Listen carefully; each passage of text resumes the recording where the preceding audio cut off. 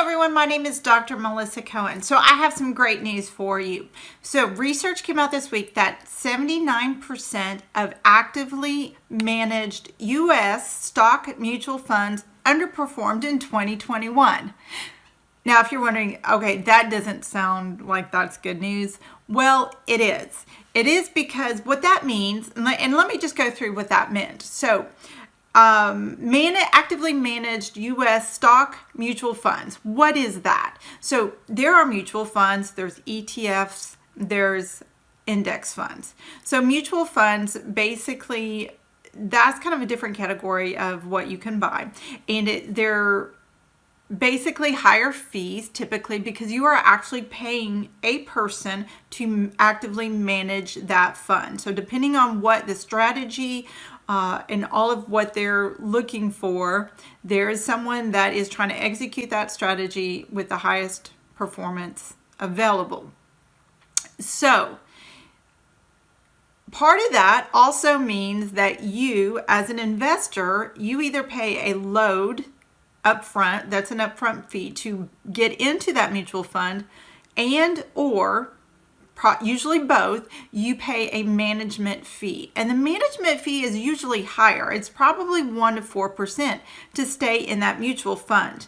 Now, the reason why you would do that is because the hedge fund manager presumably would outperform the benchmarks, not even the market, just outperform the benchmark for that type of mutual fund.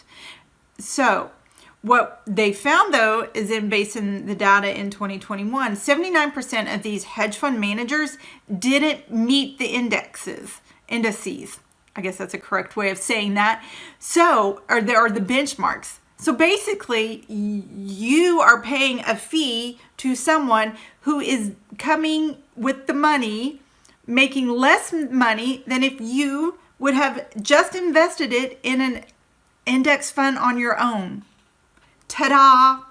So you don't have to have an MBA, you don't have to have a doctorate, you don't have to have economics, you don't have to business, finance, whatever that is, or study stock market pricing, or be a day trader. Basically, just look at reducing your fees and figuring out how to do it yourself. Now, there's a couple ways with that. So let me give you one more piece of information. So when they're like looking at the benchmark, you're like, well, what's the benchmark? It's going to depend what the benchmark is depending on what type of mutual fund it is. So for example, I'm just going to give you one mutual fund type index hedge fund thing that everybody looks at is the S&P 500. That's a Standard & Poor's 500, made up of 500 companies in the stock market in the U.S. So it is a defined index. So you can have pay a hedge fund manager or some fund manager, I keep saying hedge fund, but basically a fund manager to buy mutual funds that mimic the S&P 500. So some of those require load fees, so that's just fees just to even get in. And with mutual funds, there's like usually a specific time frame that you have to stay with that. Like you can't day trade mutual funds. It's either, I don't know if it's 30, 60, or 90 days, and it may vary.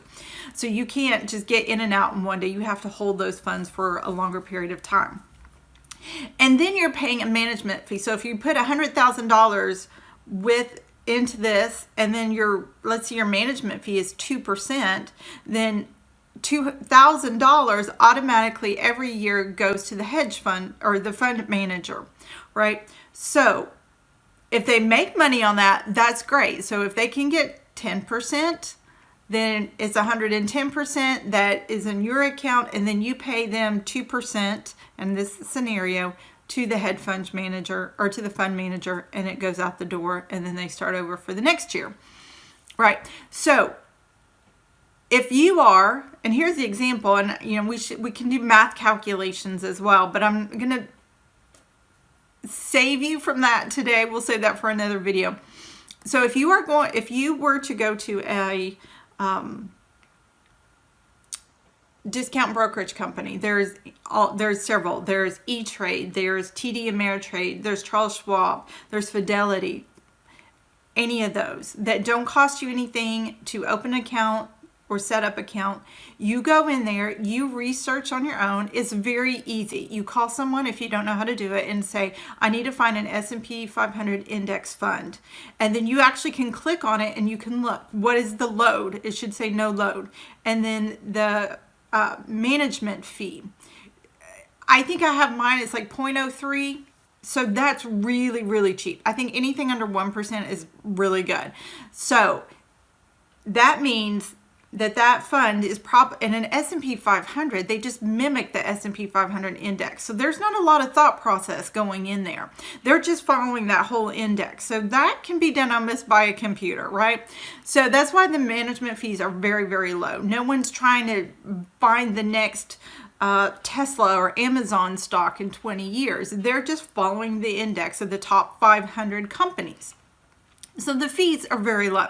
So you go in and you do that. And if the market, the S&P 500 is up that year for 10%, then you made 10% minus 0.03, but that's so negligible. Now let's go back to our other scenario. You have a managed fund.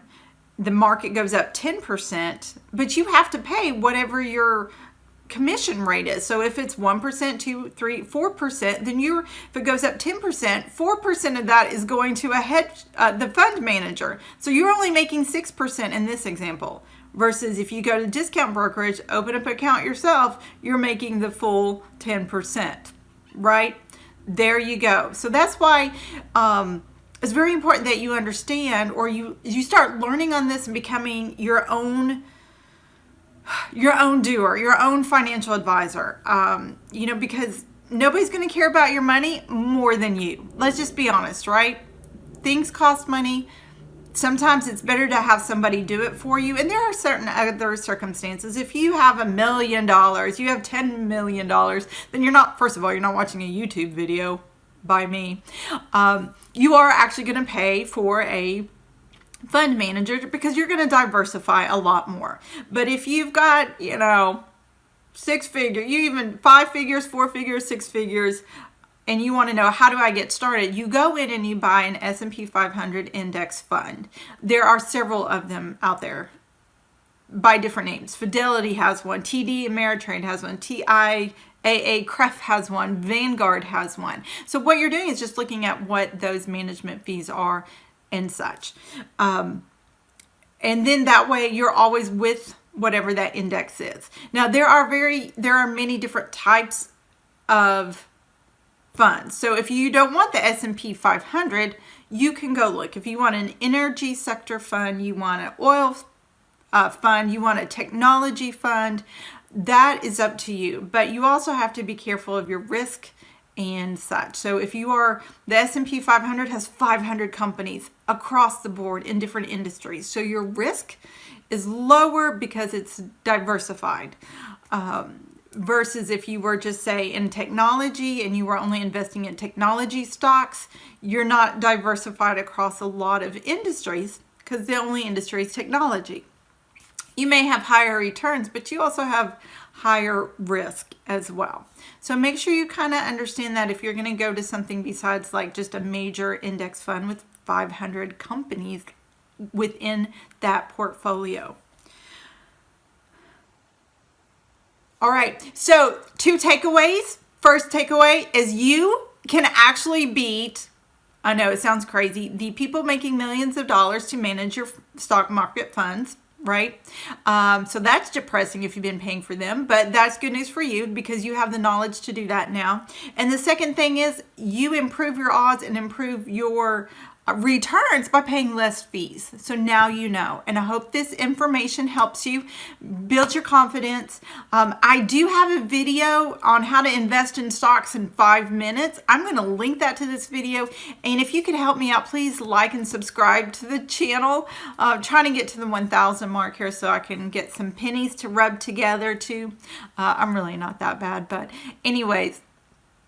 All right, if you have any questions about stock markets and performing, I can go in and investing. I can definitely provide additional videos on that to help you as well. So I hope you have a great day and make some money investing for the long term. For the long term. Remember, stock market investing, if you need money within the next 5 years to live on, it should not be in the stock market, because you got to ride the ups and the downs. Have a great day. Thank you.